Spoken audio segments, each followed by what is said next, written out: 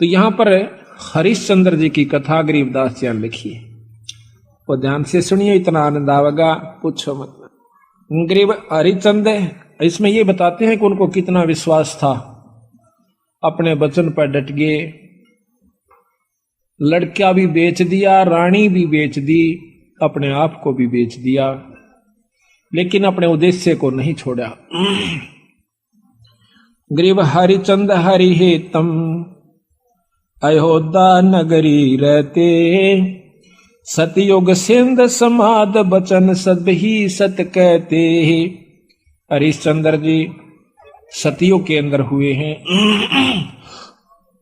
और वो अपने सत के वचन बोला करते, सत पर रहा करते थे, असत बात नहीं कहा करते, बड़े दानी थे।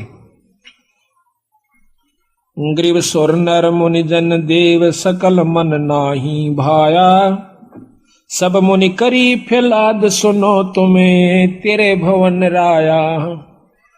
इतनी अच्छी कीर्ति राजा हरिश्चंद्र की होगी थी कि वो देवता लोग भी उससे यानी जीलियसी करने लागे, द्वेष रख कर लिया। तो विष्णु भगवान के पास जाकर कहते हैं कि महाराज एक हरिश्चंद्र नाम का मृतमंडल के राजा है, मृतमंडल में अयोध्या नगरी में राज करता है। तो वो कहते हैं सत नहीं छोड़ता, हम उसकी परीक्षा लेना चाहते हैं। ग्रीव सोर नर मुनि जन देव सकल ना भाया, सब मुनि करी फैलाद सुनो तुम तिरभुन राया। ग्रीव सत बाक है सत ही कह है, ये सत ही पूजा ध्यान, सत ही सारा कर्म है, सत के चले विमान।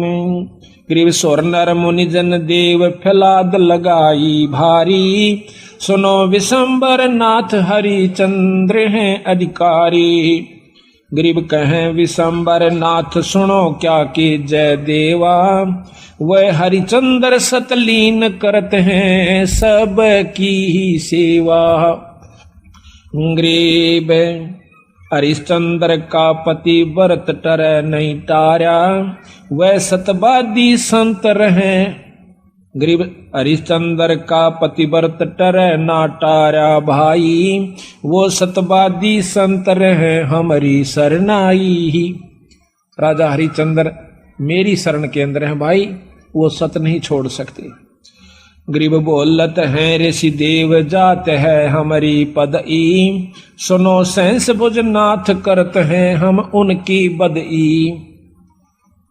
इंद्र जी कहते हैं कि मेरी पदवी जावेगी महाराज, अगर वो इस सत पर डटा रहा और देवताओं की पदवी उसको देनी पड़ेगी, तो हम उसके साथ बदई करेंगे, हम उसके साथ तो है ना खेचातान करेंगे, उसके सत को तोड़ेंगे। गरीब गण गंधर्व सब देव सकल में ऊंचा को है, लीजे ताहे बुला हरे चंद टार जो देव है। विष्णु भगवान ने बोले भाई देख लो तारी मर्जी। उन्हें मालूम था कि जो मेरी शरण में आ गया और सत पर डटा रहा तो उसका कोई बाल नहीं बांका कर सकता, पर ये भी राजी हो लेंगे, ये प्रसन्न हो जाएंगे, देख लेते हैं। गरीब नारद मुनि ऋषि देव कहे सुन तिरभुन नाथा, हरिचंद्र सतना जावे तुमसे संग विधाता। नारद मुनि बुलाया, वो सियाणे थे, ने बोले भगवान उसके सतना कौन तोड़ दे, जब आप जैसे साथ हो, मेरे बस का नहीं ना आप जावा। तो विश्वामित्र को बुलाओ भाई। गरीब विश्वामित्र बूझ ढील लावे ना कोई, हरिचंद्र का सत जगह पकड़ लावत है सोई।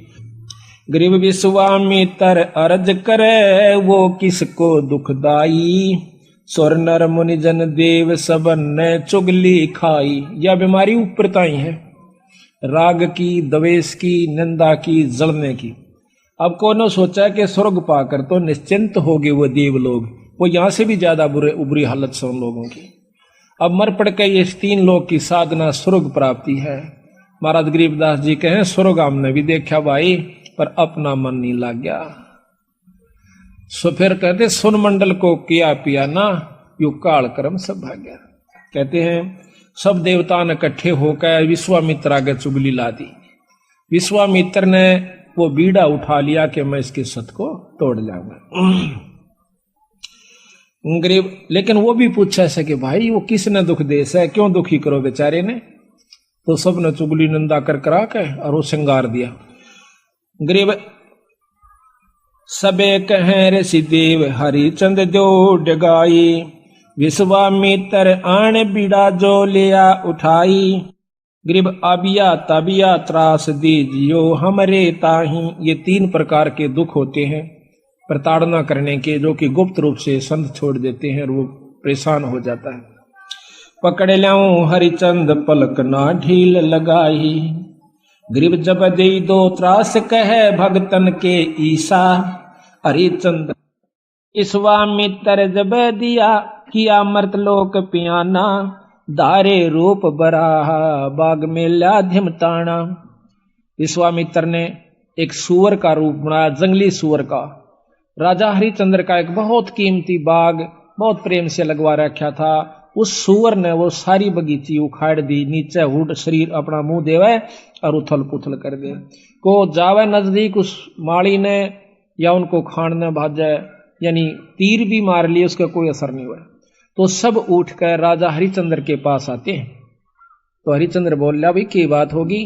कहने लगे महाराज जी एक ईसा का सूता हुआ रहा है सुअर है, और वो तो सारा बगीचा उजाड़ दिया और हमने तीर गोली मार के देख ली, उसका असर ना होता। तो कहते हैं राजा हरिचंद्र ने खुद घोड़ा पिड़वाया, उसके ऊपर अपना अग्नि बाण लेकर अगर के बाण लेकर के बैठ गया और सेना भी साथ चढ़ ली। एकदम राजा हरिचंद्र जब आवास है वो सुअर उसमें से निकल कर भाग लेता है। राजा हरिचंद्र इतना तेजी से भागता है, सेना तो बहुत पीछे रहेगी, वो आगे चले जाते हैं। वहां जाकर के विश्वामित्र एक ब्राह्मण का रूप बना ले से, और एक लड़की और एक लड़का दो अपनी सिद्धि से तैयार कर देता है।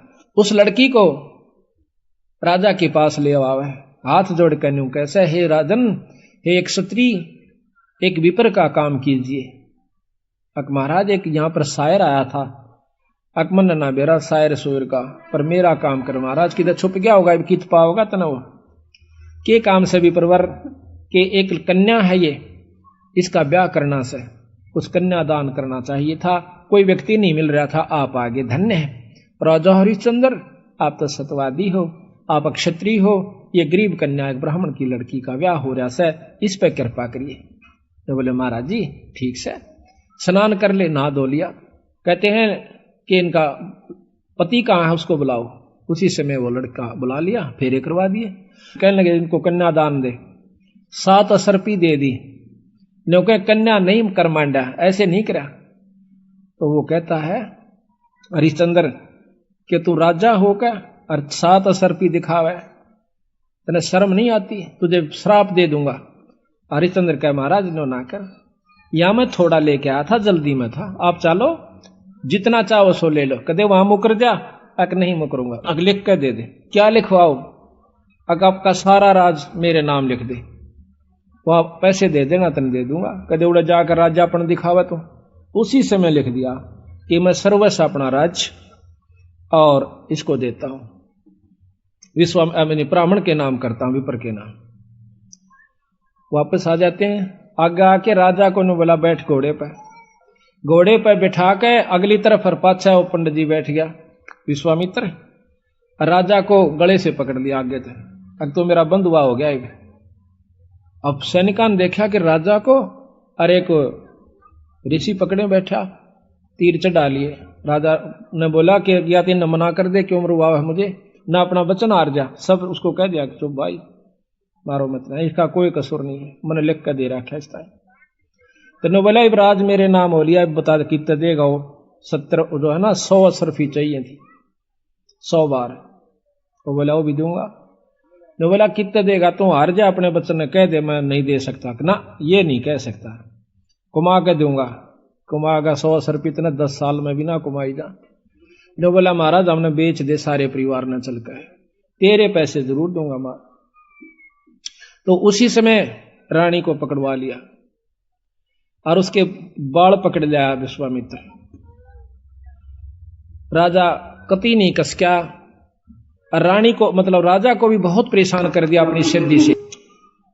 तो फिर भी ने बोला विश्वामित्र के अब भी राजा अपने वचन ने छोड़ दे, मैं दोनों वन छोड़ दूंगा। कहते हैं वो रानी कहती है कि महाराज नजर नजरा में ऐसे ढंग से कह रही है कि वचन मत हारना, वचन साधन नहीं है, और चाहे जीत मर जाओ पर आप वचन नहीं हारांगे। रानी ने भी ये प्रण करके यानी इसको सहारा दिया।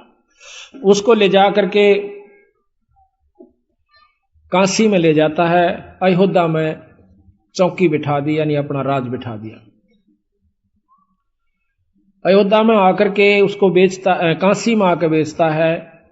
राजा लड़के को और रानी को एक ब्राह्मण ले लेता है हर हीरा नाम का। 50 बाहर के अंदर 50 जो भी असरफी थी या जो न देना था उसके रूप में। फिर आप जाकर के एक भंगी के पास जाता है। वो कहता है कि तूने मुर्द फरोश का काम करना पड़ेगा। क्या काम है महाराज? कि जो भी आवे मुर्दा उससे कफन उतार लेना ना, उसको 1.25 रुपया लेना है उससे टैक्स का। बोला अच्छा जी ठीक है, अगर छोड़ दिया तो तेरे से ले लूंगा। बिल्कुल नहीं छोड़ूंगा। ठीक है। कई दिन तक भूखा बाणा बैठा रहा। एक कहते हैं हफ्ते के बाद वो कालिया नाम का झिमर मुर्द फरोश वो आता भंगी वहां पर, कहता है कि हरिया कहा महाराज तूने भोजन नहीं खा रहा? महाराज आपने भोजन की कही नहीं थी। कहाँ खाऊं? ओ तेरे की, एक दुकान बता दी कि वहां से ले आ और अपना खा लिए, पैसे का हिसाब मैं आप कर दूंगा। तो वहां जाकर के वो क्या करता है, भोजन ले लिया एक व्यक्ति का। इतने में विश्वामित्र आकर एक भिखारी का ब्राह्मण का रूप बनाकर कहता कि महाराज मैं भूखा सा, भोजन दीजिए। तो कहने लगा विप्र आधा ले ले, भला हो तेरा सारा दे दे, मैं तो भूखा मरू सू, आधे में काम नहीं चला विप्र राजा महाराज। कहते हैं हरिचंद्र ने वो सारा उठा कर दे दिया, नौका न्यू बैठ गया। अगले दिन फिर जावस है 2 आदमियों का लिया, 3 का। कदे कोई मांगने वाला आ जाए उसको भी देना होता है। अगले दिन फिर आ गया, आके ने बोला महाराज भोजन दो, हम क्या खेती करें हैं आपका आसरा से। कहने लगा विप्र आज बहुत लैस हूं, आधा ले ले। नहीं महाराज सारा दीजिए। इब कबीर साहब कहते हैं वो नरता मुए जो पर घर मांगन जा, अरुण ते पहला वह मरे जो जा मुख निकसे ना। ने बोला ले भाई ले जा। 15 दिन बीत गए, रोटी नहीं खाई, दुर्बल शरीर हो गया। और उधर से रानी आती है पानी लेने के लिए ब्राह्मण का, और उस घाट पर जब वह पानी भरवाई तो उठा को नहीं घड़ा। रानी कहती है कि महाराज ये घड़ा उठवाइए। और न बोला रानी कमाल कर रही है तू, ब्राह्मण के घड़े का एक भंगी हाथ लावे, मेरे बस का नहीं, इसमें अंदर बढ़कर उठा ले पानी का मां बढ़कर। यहां थोड़ी सी विपरीत कथा हमने सुनने को मिला करती थी कि घाट पर रानी पानी लेने गई थी कुएं पर, और वहां पर यह भी आ गया था पानी लेने के लिए। नहीं, ये गलत है। गरीबदास महाराज ने जो लिखी है वो सत्य है, क्योंकि इन लाखों वर्ष पहले की रामायण भी जो की तो मिलती है बंदी छड़ की। तो वहां पर रानी आई थी पानी लेने की खातिर। तो हरिचंद ने कहा कि अंदर पानी में डुबकी लगा करके घड़ा उठा लीजिए, घर आ जाती है। कुछ दिनों के बाद लड़का रोहतास उस पंडित जी की खातिर फूल लेने जाया करता था। वो रोजाना फूल ला करके पंडित जी को दिया करता था। वो अपने देव के ऊपर, अपने इष्ट के ऊपर पूजा किया करता था। एक दिन कहते हैं रोहतास फूल लेने के लिए जावा है, विश्वामित्र वहां पर एक सर्प का रूप धारण करके वो छोरे को डस लेता है। तो पड़ा पड़ा रोहतास ने कहा ऐसा कि माड़ी मेरी मां ने जिक्र ना करिए भाई, पंडित जी ने बता दे जाकर। वो भाग्या जावस है। अब पंडित जी चाड़ा हो गया कि हो गया कि वो लड़का किसका था भाई, रोहतास नाम बतावस है, और वो तो सांप ने डस लिया और मर गया भाई। उसी समय भाग लेता है वो हरिहर पंडित जी हर हीरा लाल का, और इतनी सुन ली उस लड़की ने भी, यानी उसकी मां ने भी रोहतास की ने कि छोरे का तो सर्प लग गया। वह भी भागी आवस। बुरी तरह वो ब्राह्मण छोरे ने छाती लाकर रोया है कि बेटा कौन हुई रोतासिया। तो कहते हैं रानी ने बोली महाराज ए पिताजी रोआ मत ना, कि ताने जाने हंस है क्यों चिंता करते हो। उस माँ ने उस ब्राह्मण का ढाढ़स बढ़वाया कि ये तो आना जाना खेल से, रो मत ना महाराज, हम सब ने जाना से, हमारे साथ होनी थी सो होगी, कोई बात नहीं।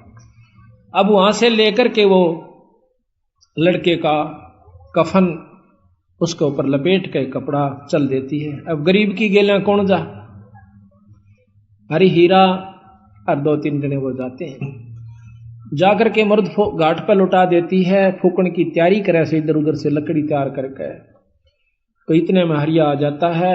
हरिश्चंद्र कैसा कि माई वो दे टैक्स 100 रुपया काट।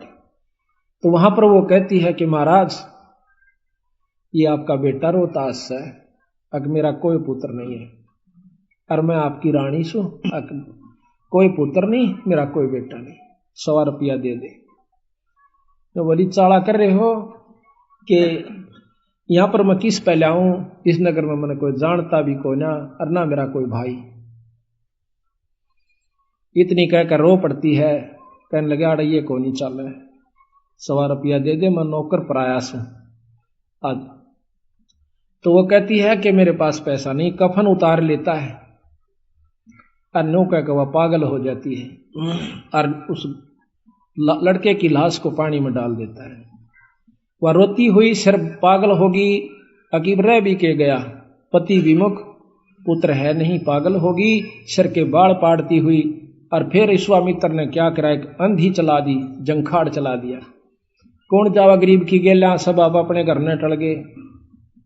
वह जाकर के एक मंडी में सिर छुपा लेती है, पड़ी पड़ी रोए, बेहोश हो जाती है। उधर से विश्वामित्र ने केक रहा, एक बहुत बड़े अधिकारी का लड़का एक बाघ का रूप बनाकर, चीते का रूप बनाकर छोरा मार दिया, पाट दिया और भाग गया लेकर के। वो ढूंढ पड़ी, जब वो विश्वामित्र ही दूसरा रूप बनाकर कहता है कि आजो मैं बताऊंगा थारे छोरे ने एक डायन ने खा लिया। और क्या करा विश्वामित्र ने, एक पशु की को खत्म करके और उसका आगे उसके हाथ पांव खून खान लगा के घेर दिया और उसके मुंह का खून लगा दिया। बेहोश पड़ी थी वह रोहतास की मां तारावती। तो सारे उस राजा को, नवाब को, अधिकारी को, सैनिकों को लेकर के वो विश्वामित्र उस मंडी में ले जाकर दिखावा से कि यह पड़ी डांड और हाथ मुंह तलिए खा और ये बाकी हाड हुड पड़े से। उसी समय कहता है राजा के बुलाओ हरिचंद को, जल्लाद को, इसकी शर्त उतार दे। कालिया को कहा कि कालिया इसका सिर उतरवा दे, क्योंकि वो सारे काम उन्हीं से जल्लाद रूप में भी वही क्या करते थे। उसी समय राजा हरिचंद्र को, क्यों नौकर था वो कालिया का, कि हरिया कि हाँ महाराज इस डांड का सिर काट दे। अभी महाराज पकड़ कर बाढ़ और तलवार में मारने लग गया। पीछे से भगवान विष्णु ने तलवार पकड़ ली। मैं बोला हरिचंद सफल हुआ। कौन सा भाई, कि भगवान विष्णु। अकन्यो ने, भगवान बहुत दिन हो गए छुप कर रहते ने, सामने आ जाओ ना, छोड़ दो तलवार ने, प्रगट सामने आ जाते हैं। कि मांग हरिचंद के मांगा है, कि महाराज जब दर्शन हो गए मांगन में भी के रह गया मेरे पास, कि फिर भी मांग भाई। अक आप पक्का वचन भर लो, कदे फिर जाओ। अक वचन भर लिए। ने बोला सारी काशी पार हो, और या बांदी जीवित हो, ठीक हो, और इसका छोरा जीवित हो जा, और विमान में बैठ कर जा, यहाँ के काशी के पशु और पक्षी भी स्वर्ग में जाने चाहिए। बोल तेरी के सलाह। ने बोला तथास्तु, सारे स्वर्ग में जाएंगे। बोल सतगुरुदेव। तो महाराज कहते हैं कि जिस नगरी में साधु रहते हैं वो नगर भी अमान है, अमर है। ऐसे प्यारे संत जिसमें रहते हैं वो सारी नगरी को पार कर दिया करते हैं।